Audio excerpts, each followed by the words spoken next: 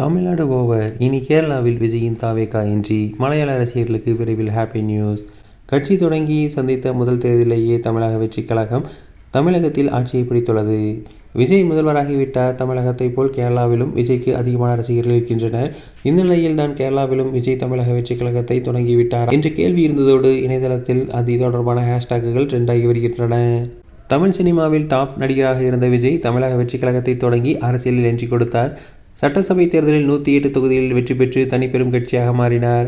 Majority இல்லாத நிலையில் பிற கட்சிகளின் ஆதரவில் ஆட்சியை பிடித்த விஜய் முதல்வராகிவிட்டார். அதேபோல புதுச்சேரியிலும் தாவேகா 2 வேட்பாளர்கள் 2 தொகுதிகளிலும் கூட்டணியில் களமிறங்கியவர் ஒரு தொகுதியிலும் வெற்றி பெற்றுள்ளார். புதுச்சேரியை விட தமிழகத்தில் விஜயின் வெற்றி கழகம் என்பது பெரிய அளவில் கவனம் பெற்றது.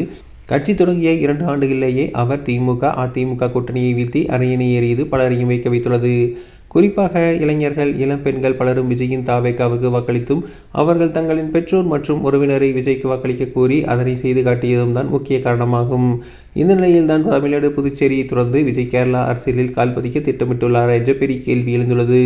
ஏனென்றால் விஜய் தமிழக முதல்வரானதிலிருந்து கேரளாவில் அவரது ரசிகர்கள் இன்ஸ்டாகிராம், ஃபேஸ்புக் உட்பட சமூக ஊடகங்களில் TVK Kerala, Kerala TVK, TVK for Kerala என்ற விஜயின் கட்சி பெயரில் பல சமூக வலைதள பக்கங்களில் புதிதாக உருவாக்கியுள்ளன. அதோடு கேரளாவில் விஜய் ரசிகர்கள் அவரது வெற்றியை கொண்டாடும் வீடியோக்கள் அதிகமாக பரவி வருகின்றன. குறிப்பாக கேரளாவில் விரைவில் தாவேகாவின் கிளைகள் தொடங்கப்படும் என்றும் பலரும் தெரிவித்து வருகின்றனர். இதனால் விஜய் தனது தாவேகா கட்சியை கேரளாவிலும் அறிமுகம் செய்ய தயாராகிவிட்டாரா என்று எதிர்பார்ப்பு எழுந்துள்ளது. கேரளாவை எடுத்துக்கொண்டால் விஜய்க்கு ஏராளமான ரசிகர்கள் உள்ளனர். 100க்கும் மேற்பட்ட ரசிகர்கள் மன்றங்கள் இருந்தன.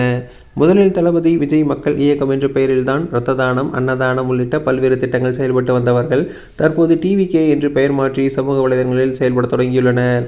கேரளாவில் உள்ள அவரது விஜய் ரசிகர்கள் அவரது கேரளாவிலும் கட்சியின் செயல்பாட்டை அறிவிக்க வேண்டும் என விருப்பம் தெரிவித்துள்ளனர்.